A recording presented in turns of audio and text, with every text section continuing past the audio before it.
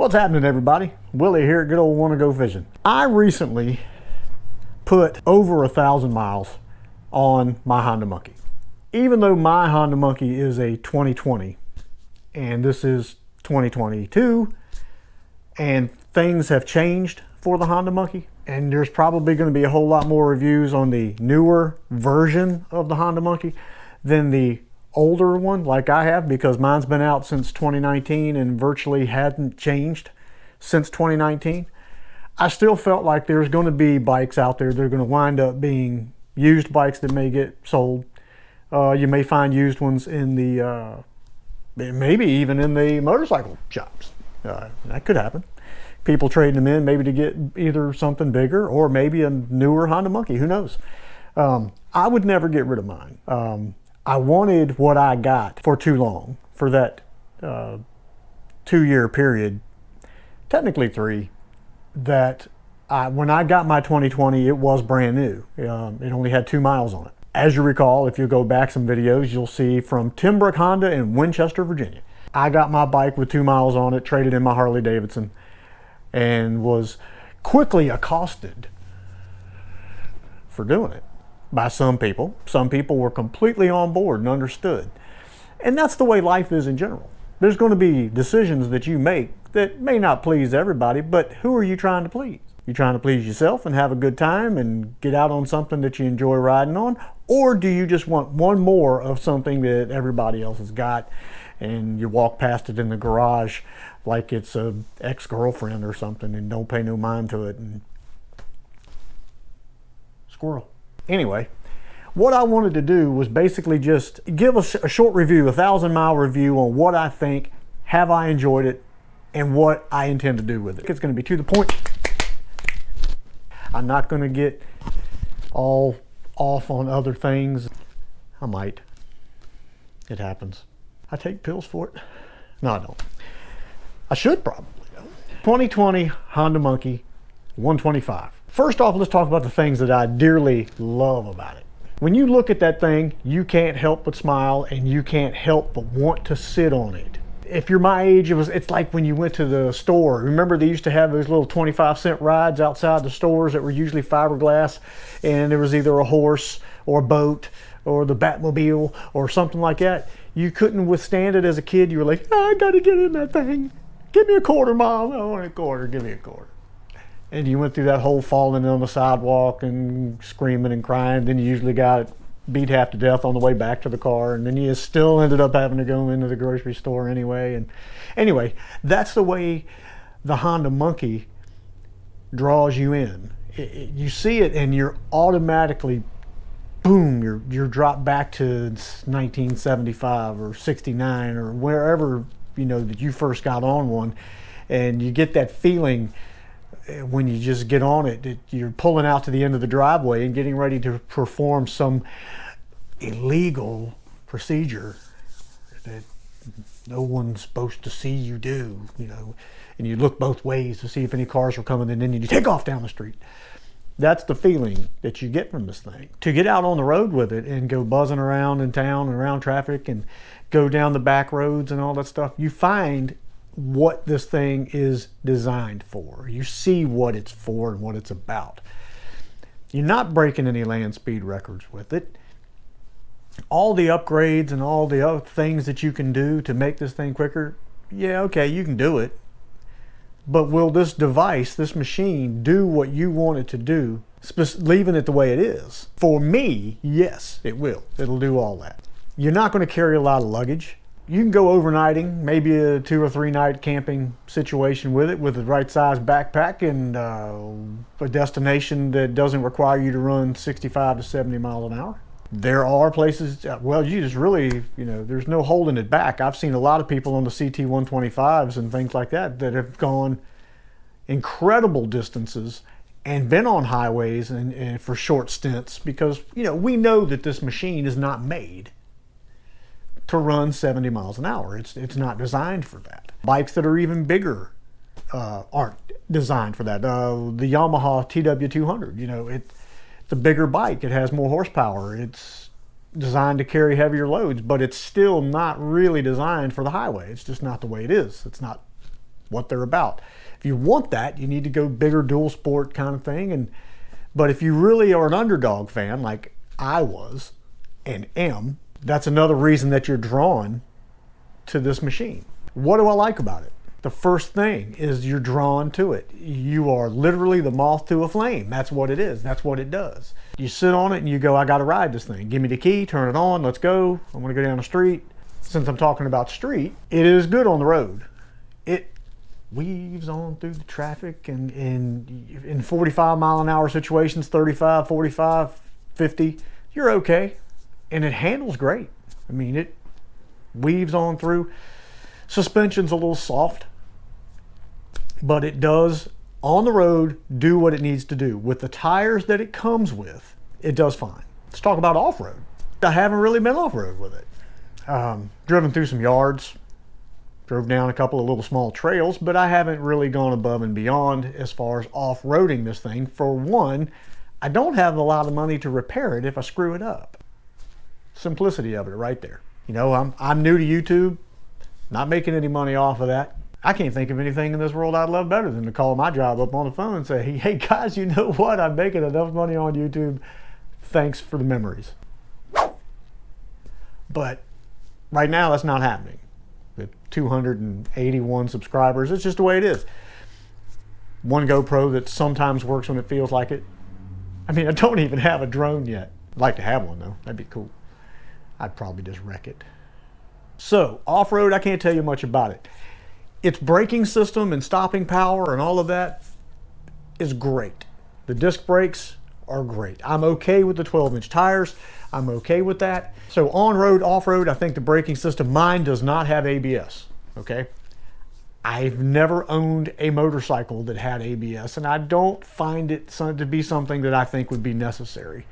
Safety. The safety factor of the Monkey is kind of where you get a little scared because you are on a smaller bike. People don't hear you.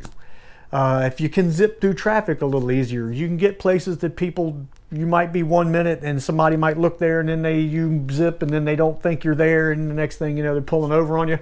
Got a video of that happening. Turn your head. You know, people, stop depending on that mirror right there because that's not going to do it all the time, all right? You learned that in driving school. You had to have. I did. Gas mileage, great. I'm okay with it. I have the trips that I have been on that has pushed it over the 1,000-mile mark have been longer straight stretches of 45 and 50 and some 55-mile-an-hour roads. So my gas mileage wasn't the greatest because I had the little guy pretty wound up tight. Little piston in there just going, please stop. But it's a Honda. The quality is there. Honda makes a great machine. They always have. They always have.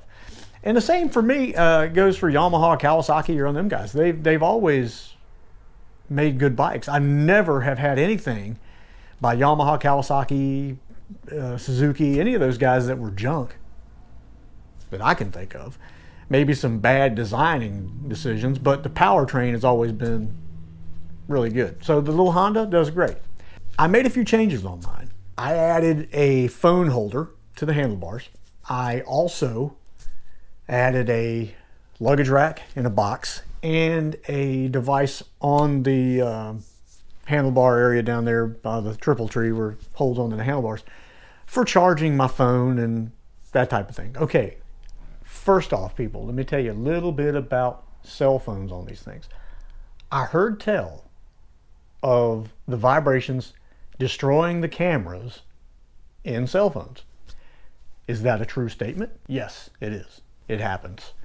The vibration, if you have a really stiff mounted phone holder to the handlebar to the phone, it did destroy the camera in my iPhone.